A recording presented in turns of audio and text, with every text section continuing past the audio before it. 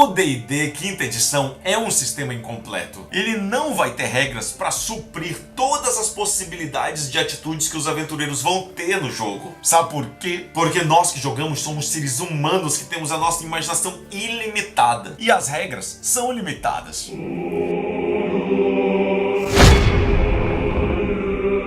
Essa aí quem mandou foi a galera do grupo RPG Armário, lá de Belém do Pará. Fafá, como criar embates criativos e desafiantes para jogadores já bem experientes? Visto que em D&D quinta edição personagens de nível elevados têm muito CA e muito PV, vejo que as lutas acabam ficando maçantes. Como narrar para níveis elevados usando apenas as regras oficiais de quinta edição?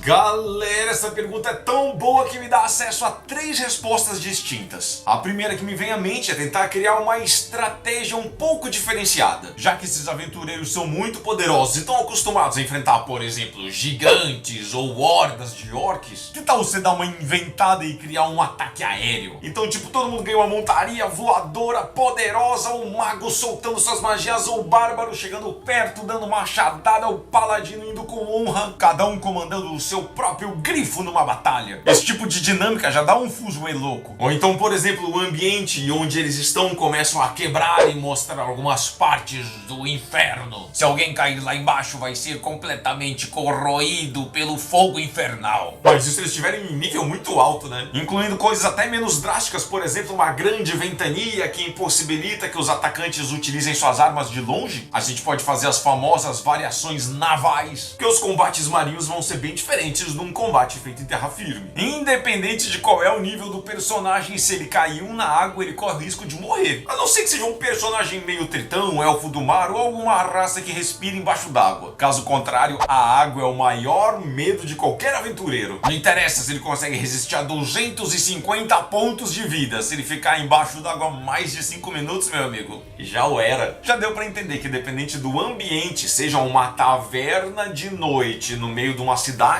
ou seja um templo piramidal abandonado no meio do deserto, se você não focar só no ataque da criatura que está enfrentando o grupo, mas sim todos os pormenores que podem ter nesse combate, isso aí já dá um diferencial inacreditável. Já uma segunda linha de raciocínio que eu vejo seria criar combates que não são resolvidos só na base da porrada, só na base da pancadaria, mas sim ter alguma combinação, algum elemento que somente fazendo isso o adversário pode ser eliminado. Por exemplo, uma vez a gente enfrentou um grande guerreiro que ele estava sendo receptáculo de um espírito obsessor que realmente estava controlando ele. Então, depois de muito se esforçar e a gente conseguir matar o cara que estava com o espírito dentro, o espírito saiu e adentrou num corpo de um dragão morto, fazendo assim o dragão voltar à vida, meio morto-vivo, com o espírito obsessor agora controlando o dragão. Nossa, foi um combate inacreditável, a gente dando muita porrada e conseguimos matá-lo no final das contas. Mas o mestre tinha deixado um pequeno gatilho. Se por algum motivo a gente utilizasse qualquer magia de cura para curar a criatura dragão que estava tendo o espírito obsessor, não interessa a quantidade, se curasse 1 ponto de vida o espírito obsessor sairia do dragão. Mas como a gente não sabia disso, a gente teve que fazer a parte mais difícil, que é matar na base da porradaria mesmo. Eu tava vendo, por exemplo, o seriado do One Piece. O piratinha que estica tava enfrentando um homem tubarão que ele batia